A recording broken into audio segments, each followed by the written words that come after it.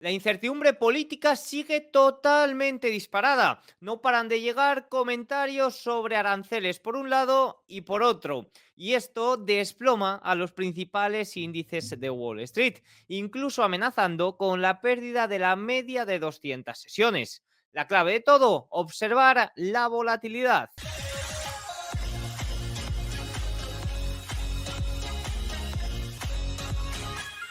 Muy buenas a todos y bienvenidos un día más al canal. Hoy es jueves 6 de marzo de 2025 y en este momento son las 21:46 hora en España, 15:46 horario en Nueva York.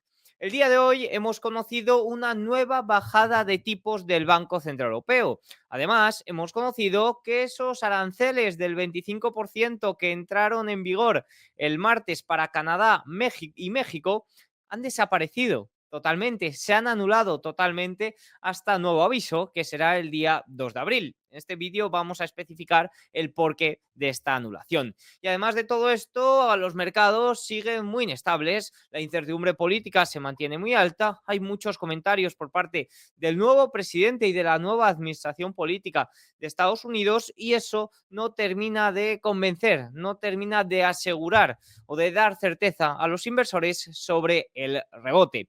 Una de las claves, sin ninguna duda, puede estar por el lado de la volatilidad y en este vídeo vamos a explicar qué es lo que hay que observar. Vamos a arrancar hablando sobre la decisión de tipos del Banco Central Europeo que ha decidido bajar otros 25 puntos básicos. Vamos a observar los tres tipos de interés en los que actúa el Banco Central Europeo. En primer lugar, el Banco Central Europeo recorta la tasa de refinanciación principal en 25 puntos básicos hasta el 2,5%, como se esperaba. Este es el tipo de interés al que los bancos comerciales pueden pedir prestado dinero al Banco Central Europeo en sus operaciones regulares de refinanciación.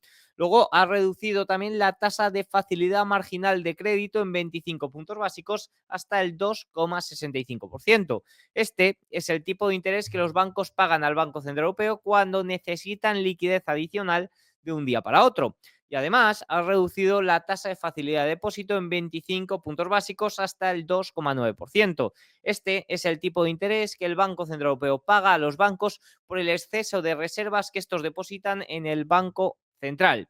¿Cuál es la tasa más importante? Pues la tasa más importante es esta, la que se sitúa en el 2,5%, la tasa de refinanciación principal, y es donde ahora se van a fijar las nuevas las nuevas cuentas remuneradas o van a actualizar su tipo de interés. De hecho, ya he leído a gente por Twitter quejándose de la bajada de tipos de interés de bancos como por ejemplo Trade Republic hasta el 2,5% porque es lo máximo que pueden ofrecer.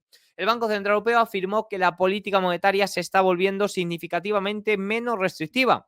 Los operadores reducen las apuestas a una baja de tipos del Banco Central Europeo y prevén solo 41 puntos básicos más de bajadas para lo que queda de año. Si observamos cómo han actualizado las expectativas de inflación, vemos que han aumentado, quizás también ligado a lo que ocurrió el día de ayer, ese anuncio de estímulo fiscal por parte de Alemania, porque como vamos a ver más adelante, las expectativas de inflación alemanas también se han disparado. Inflación para 2025 la dejan en el 2,3% cuando anteriormente estaba en el 2,1%.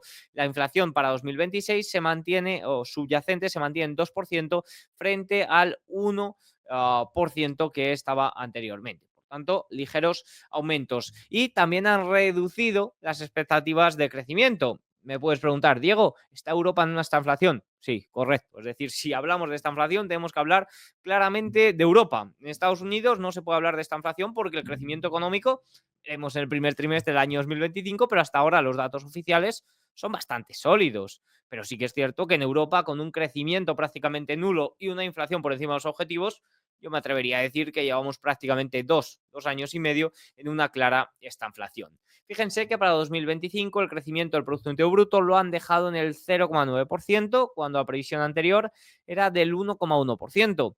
El crecimiento del PIB para 2026 lo han dejado en 1,2 cuando anteriormente era 1,4%. Como ya bien saben, siempre que hay una decisión de tipos de interés del Banco Central Europeo, unas horitas después Reuters filtra a través de fuentes del Banco Central Europeo lo que va a pasar en la última reunión y generalmente suele ser bastante certero a no ser que ocurra algo raro. De momento dice que se espera una pausa para abril, para la próxima reunión de abril. Dicho esto, o viendo estos movimientos en los tipos de interés por parte del Banco Central Europeo, creo que es necesario hablar de la renta fija, sobre todo el tramo largo, porque hay muchos inversores que quizás por desconocimiento se piensan que el tramo largo de la curva de rendimientos, que los rendimientos a largo plazo se ven influenciados por las bajadas de tipos. Vale, ok. Una parte que afecta al comportamiento de estos rendimientos de los bonos son las bajadas de tipos, son las tasas federales, pero hay también más. Hay una prima de duración en la que incluye expectativas de inflación, expectativas de crecimiento, incluso déficit. Si aumentan el déficit, se espera una mayor oferta de bonos, lo cual lastra a la baja su precio y alza su rentabilidad. Por tanto, hay que tener mucho cuidado con la renta fija a largo plazo porque no es fija. La renta fija a largo plazo es de todo menos fija. Evidentemente, lo fijo es ese rendimiento, esa rentabilidad que has suscrito y que si aguantas 20 años, pues claro que la vas a obtener siempre y cuando no haya una quiebra por parte del gobierno o por parte de la empresa con la que lo hayas contratado. Pero entre medias va a haber muchísimos cambios y el precio de esos bonos se puede desplomar por completo. El largo plazo no depende de las bajadas de tipos únicamente. Observando este gráfico, ¿quién diría que el Banco Central Europeo hoy bajará los tipos de interés?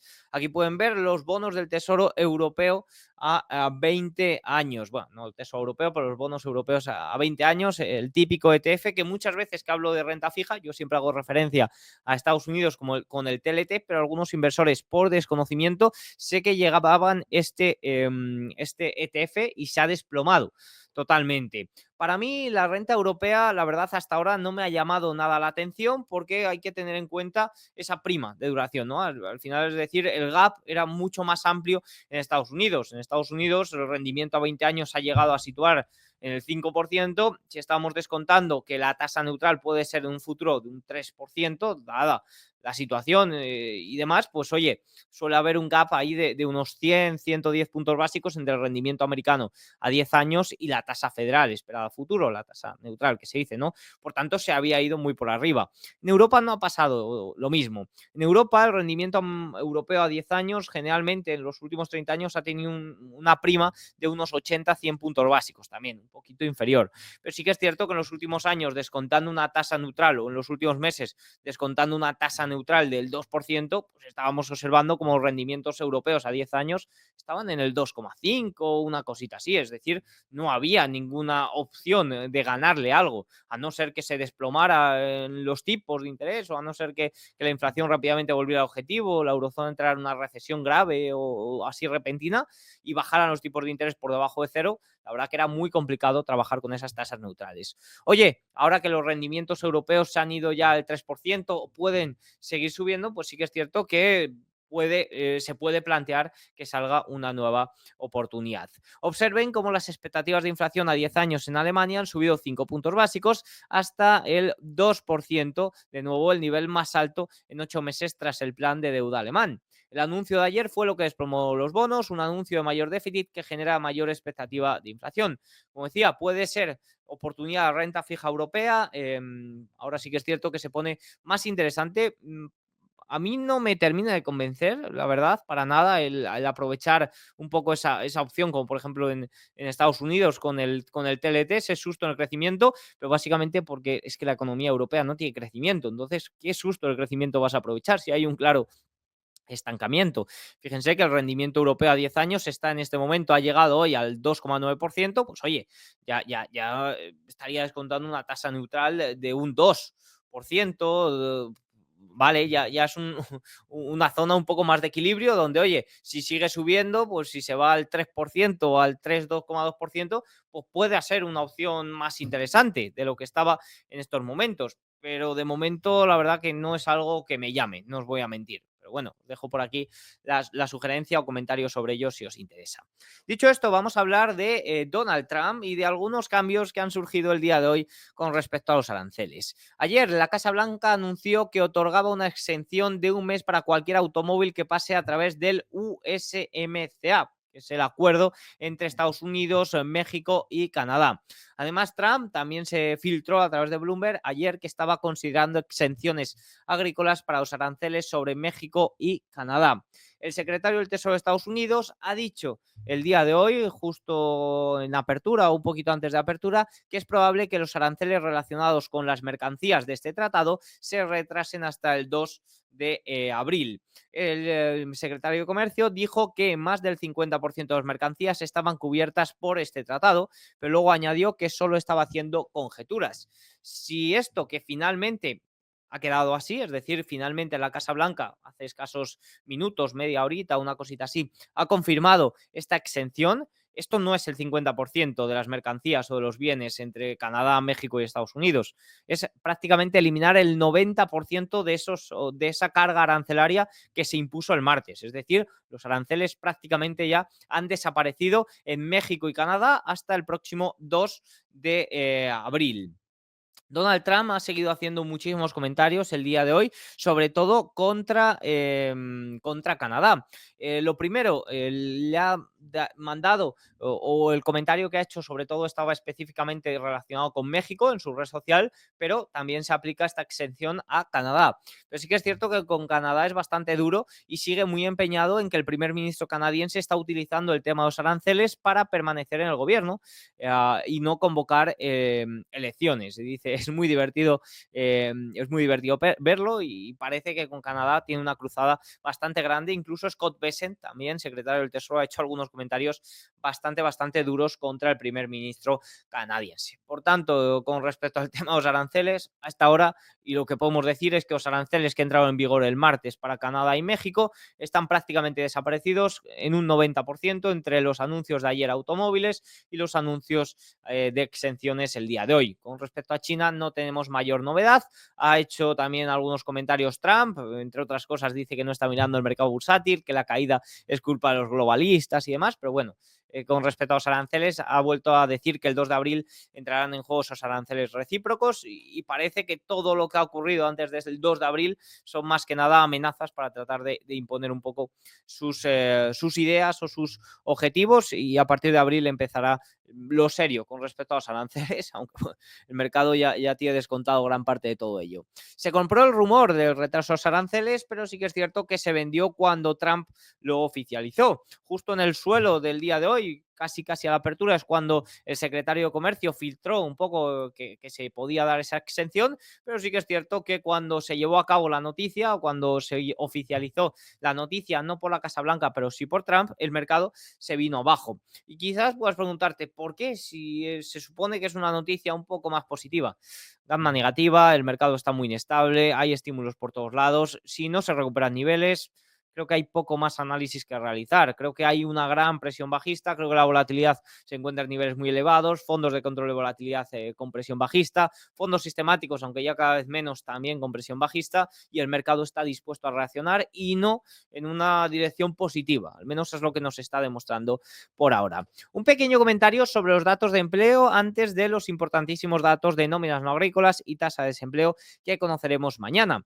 El informe Challenger mostró hoy que los empleadores con sede en Estados Unidos anunciaron 172.017 recortes en empleo, la cifra más alta para un mes desde 2009, cuando se registraron 186.350 recortes. Es el total mensual más alto desde julio de 2020, cuando se anunciaron 262.649 recortes. En total, de febrero representa un aumento del 245 con respecto a los 49.795 recortes anunciados el mes anterior y un aumento del 103% con respecto a los del año pasado.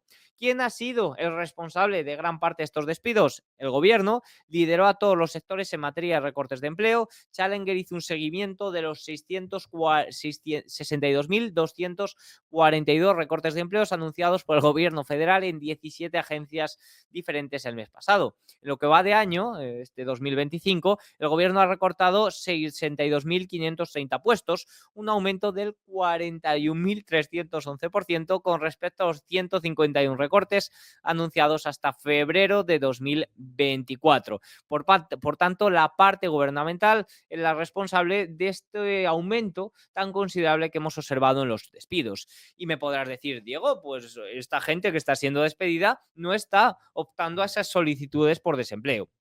Lo cierto es que, bueno, había esa exención de que durante 7, 8 meses podían seguir cobrando, por tanto, no van a solicitar ese subsidio, pero es que además no entrarían dentro de estas solicitudes iniciales de subsidio que repasamos cada semana y que durante la última o el último dato conocido, que ha sido el de hoy, hemos observado que las peticiones iniciales vuelven a caer después del aumento de la semana pasada y que las peticiones continuas se mantienen muy elevadas. ¿Qué significa esto? Pues que los despidos, al menos los datos conocidos hasta ahora, no han aumentado, se mantienen niveles bastante rígidos, bastante ajustados. Como digo, aquí no entran las agencias federales y las peticiones continuas se mantienen en máximos desde los últimos 3 años. Es decir, está siendo un mercado laboral que se está enfriando, que no es tan dinámico, ¿no? Que cuesta más encontrar empleo. Pero fíjense, las solicitudes de desempleo presentadas bajo programas para empleos del gobierno federal que han estado bajo estrecha vigilancia debido a los despidos realizados por DOGE aumentaron en 1020 hasta 1634. No tienen nada que ver con aquí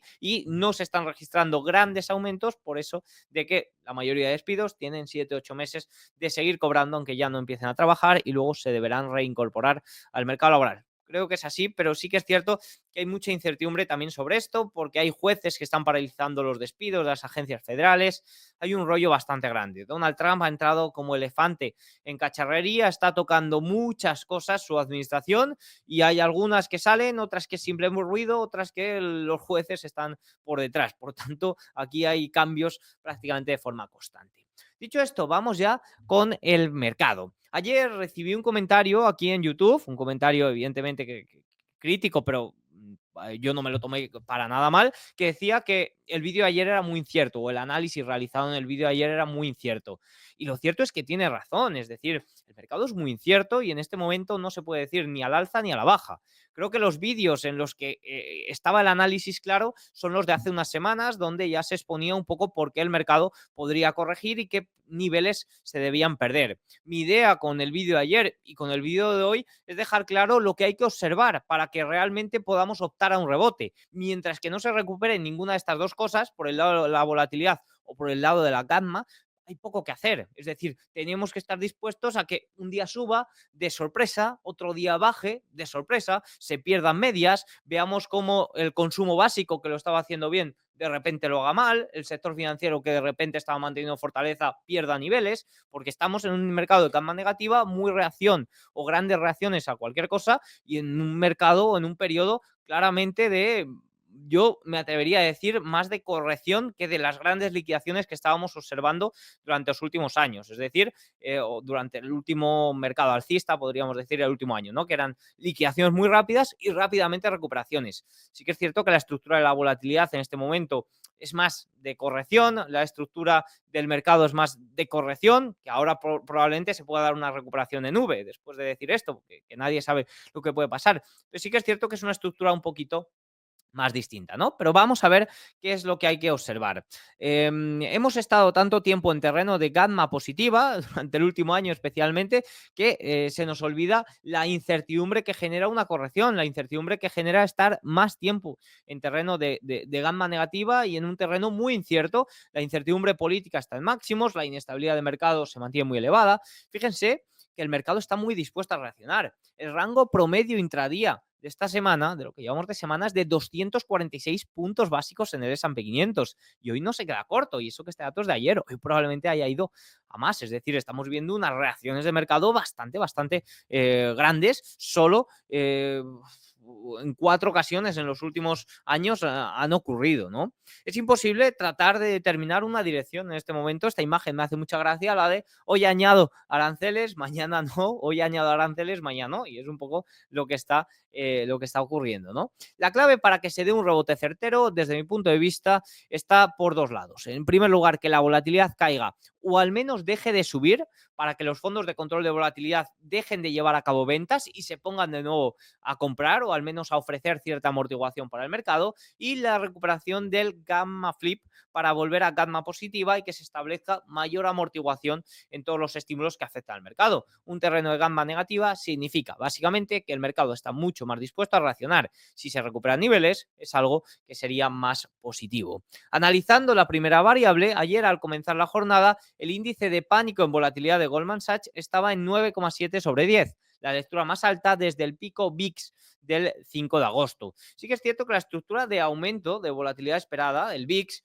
es muy distinta a la de las últimas liquidaciones. Como digo, es una estructura más ligada a correcciones, sí, a periodos un poco más bajistas del mercado que a grandes liquidaciones provocadas también quizás por falta de liquidez, periodo vacacional, un poco lo que ocurrió el 5 de agosto, que se exageró todo mucho. El mercado encontró algo de alivio con la volatilidad y el squeeze, que es el índice de precio de las coberturas, ajustando a la baja, aunque el panorama técnico general a nivel índice sigue siendo complicado. De hecho, estábamos observando cómo el mercado cae y el skew también estaba bajando, o al menos no disparándose, ¿no? No sé si es que no se están cubriendo, ya redujeron riesgos grandes operadores, pero o simplemente porque las coberturas ahora ya son muy caras y quizás no compensa, ¿no? O estaban muy cubiertos o no estaban nada cubiertos y ya no compensa más en este momento. Ya saben eso que dicen de cúbrete cuando puedas, no cuando debas. Y mucho ojo porque el VIX vuelve a subir por encima de 23, a observar la volatilidad es clave para que no sea un rebote el gato muerto.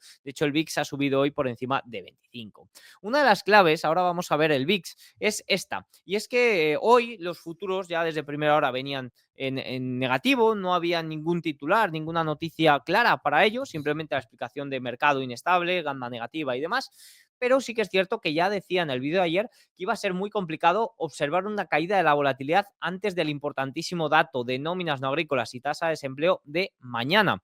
Y es que la estructura de volatilidad implícita del S&P 500 lo deja bastante claro. Fíjense que el pico está en mañana. Si mañana el dato de nóminas no agrícolas, el dato de tasa de desempleo sale en línea con lo esperado, sí que es cierto que la volatilidad ahí podría caer y los fondos de control de volatilidad podrían entrar con compras y por tanto ofrecer un soporte, un pequeño soporte en el mercado, ¿no? De cara a mañana. Ante la pregunta, ¿qué es mejor que ocurra? ¿Un dato por encima de lo esperado o un dato inferior? Creo que ninguna cosa es positiva. Creo que lo positivo es que salga en línea con lo esperado. Pero sí que es cierto que en este susto del crecimiento en el que nos encontramos, que está descontando en este momento el dólar, por ejemplo, y diferentes activos, pues oye, un dato peor de lo esperado sería añadir más leña al fuego. Si sale un dato superior a lo esperado, sí que es cierto que luego también tenemos por ahí todo el tema de cierto peligro por inflación, porque hay algunos datos que están saliendo. Pero yo no vería ese peligro porque el petróleo no se ha disparado, pero bueno, que un dato superior, pues dentro de ser malo, sí que es cierto que sería un poco mejor, ¿no? Al menos esa es la interpretación. Pero lo ideal sería un dato en línea. Y esta imagen que ha compartido mi buen amigo JJ Montoya en su cuenta de Twitter es un poco la clave, ¿no? Un punto clave era observar cómo el VIX no probaba nuevos máximos, mientras que el S&P 500 sí. Pueden observar cómo el S&P 500 el día de hoy ha cerrado en los 5.738, es decir, nuevos mínimos, logra aguantar de una forma u otra la media de 200 sesiones y pueden observar cómo el VIX ha cerrado en 25, es decir, no ha llegado a alcanzar los máximos tocados el martes, mientras que el S&P 500 sí que ha conseguido perderlos, ¿no? Por tanto, esta primera divergencia es una señal un poquito positiva, es decir, la volatilidad o el VIX no ha logrado marcar nuevos máximos, no ha entrado en tanto pánico, por tanto, mañana, en caso de que todo salga en línea, podría darse esa caída, fondos de control de volatilidad podrían entrar con compras y podría darse o la esperanza, mejor dicho, de un inicio de suelo, porque no podríamos hablar ni mucho menos todavía de un suelo o de recuperación de niveles o de un rebote más fuerte. De momento es un rebote del gato muerto lo que estábamos observando estos últimos días. Respecto a la segunda variable, que desde mi punto de vista la clave es recuperar la calma positiva, pues hay que decir que sigue en terreno negativo. En la apertura de hoy los dealers siguen cortos aproximadamente o seguían cortos en $1 billón de gamma del S&P 500, lo que ha mantenido estable la dinámica de liquidez incluso en los repuntes. Esto junto con la dinámica de liquidez ha contribuido a la gran reacción del mercado de estos 246 puntos básicos de movimiento en las últimas semanas. ¿Cuáles son los niveles relevantes en esta interesantísima imagen compartida por mi buen amigo JJ Montoya? Pues fíjense que el gamma flip, es decir, el cambio de gamma negativa a gamma positiva, estaría en los 5.990. Pero fíjense como el volatility trigger, que generalmente va muy ligado al gamma flip, se ha caído por completo, lo cual es una noticia, como digo, también esperanzadora. Es decir, este sería un primer nivel de soporte que se ve romper, ya que es el activador de volatilidad, actúa tanto a la baja como al alza. Si se rompe, pues sería también un soporte por abajo. El put wall, que el día de hoy está en los 5.800, se ha perdido, probablemente mañana esté en los 5.700, pero sobre todo recuperar niveles por arriba, 5.880 ahora mismo, que ya se está viniendo abajo, y el gamma flip sin duda recuperar esa gamma positiva. Si no logramos esto, podríamos seguir esperando un mercado muy incierto, gran inestabilidad y gran incertidumbre. Dicho esto, vamos a hacer algunos pequeños comentarios sobre el cierre de sesión. Empezamos con Europa, que hemos tenido una jornada más o menos mixta. Los rendimientos de los bonos europeos han seguido disparados. Ya comentaba ayer que si el rendimiento de los bonos europeos se mantiene al alza, va a ser complicado seguir viendo alzas por el lado de la renta variable. Pero bueno, es cierto que el día de hoy se ha enfrentado a dificultades, stock 600 prácticamente plano y oye, lleva en el rango lateral prácticamente desde mediados de febrero, futuro Eurostock 50 afectado también por Wall Street ligeramente a la baja, pero en cambio el DAX alemán, fíjense que sigue totalmente disparado, 1,47% arriba. Si nos vamos a observar valores alemanes, vemos que SAP está en terreno de corrección desde el 13 de febrero, es decir, el mayor valor alemán está en terreno de contracción, pero en cambio vemos como Siemens está totalmente disparado. Ha anunciado el día de hoy una gran inversión en infraestructura en Estados Unidos y eso sí que es cierto que ha generado cierto optimismo en el valor, pero sí que es cierto que, oye, SAP ya empieza a fallar, uno de los valores que más tuvo impulso durante el último año, vemos como, por ejemplo, BMW, quizás con estas exenciones de los automóviles que se han otorgado a Canadá y México, que no tienen mucho que ver, pues quizás le ofrece algo de esperanza por ahí, pues también subía un 4,34%, pero parece todo muy expectante también ante lo que puede ocurrir con los aranceles. Un pequeño comentario sobre la bolsa alemana, que está teniendo un fantástico retorno, que está evidentemente yendo ampliamente al alza, es su valoración. Ojito, porque aquí podemos ver la valoración de las principales bolsas. Vemos como China estaría más o menos en media con los últimos años. Reino Unido podríamos decir que sí. Fíjense, el DAX, si excluimos SAP, que oye, es el tercer índice más barato, es decir, SAP es uno de los valores más caros, con una sobrevaloración bastante extrema y de ahí que esté corrigiendo un poco a la par que corrige Estados Unidos. Pero luego fíjense como el medio DAX o el DAX de menor capitalización estaría más o menos en terreno barato, pero fíjense como el DAX en conjunto, que aquí ya se incluye SAP, fíjense que está bastante caro, incluso por encima de su promedio. Por tanto, mucha precaución a la hora de perseguir precios en un índice como el DAX, porque parece bastante sobrevalorado. Evidentemente, Estados Unidos y Estados Unidos excluyendo tecnología sigue siendo lo más caro. Esto no indica que tenga que corregir, pero bueno, sí que es cierto que es un dato que me apetecía comentar. Si seguimos observando índices, vemos como Asia el día de hoy ha mantenido fortaleza. Nikkei japonés ligeramente arriba, Nifty indio también cierta recuperación después de un desplome prácticamente total, de momento muy alejado de medias, y el Hansen o los valores chinos el día de hoy han tenido un muy buen comportamiento. Si hablamos de China, tenemos que hablar de, por ejemplo, el KWEB, la tecnología china, que subía el día de hoy un 0,65. Tenemos que hablar de Alibaba, que parece que no da tregua, o de JD, que me gusta bastante y que ha presentado resultados el día de hoy. De hecho, lo he comentado mucho durante el día de hoy porque es una compañía que me gusta, es una compañía que creo que puede verse beneficiada en caso de que este rally de China continúe. Ya ha subido más de un 80% en los últimos 12 meses, ha presentado muy buenos resultados y parece que se encuentra rompiendo niveles. Por tanto, China, KWEB me gusta, Alibaba me gusta, JD me gusta, hay compañías también por aquí como Pinduo o demás que sí es cierto que lo han hecho mejor, siguen un poquito paradas, pero aquí Alibaba y JD me parecen dos grandes que se pueden beneficiar, especialmente si esta corriente de impulso en China se mantiene. Ya saben que ayer hubo con nuevos anuncios, de lograr el objetivo de crecimiento, de aumento de déficit, y de momento eso parece que está funcionando, que está gustando. Fíjense que la larga capitalización que cotiza en Estados Unidos también ha subido el día de hoy, pese a la gran sangría que hemos observado en el mercado. Si nos vamos ya al Dow Jones, nos vamos ya a observar los principales índices americanos. Vemos cómo el Dow Jones cae un 0,99%, ha probado los mínimos de estos días, finalmente no ha cerrado en ellos. S&P 500 salva media de 200 sesiones, pero cierra en mínimos desde el 5 de noviembre. Equiponderado también en media de 200 sesiones, cayendo un 1,11%, y el Nasdaq, ojito, porque pierde. No se podría dar por perdida porque harían falta más sesiones, por lo menos otra más, pero sí que es cierto que cierra por debajo de media de 200 sesiones. Russell 2000 sigue con esta mala pinta. Ya cuando perdió la media de 200 comentaba por aquí que no me gustaba un pelo. Cae un 1,63%, cierre mínimo desde el 12 de agosto.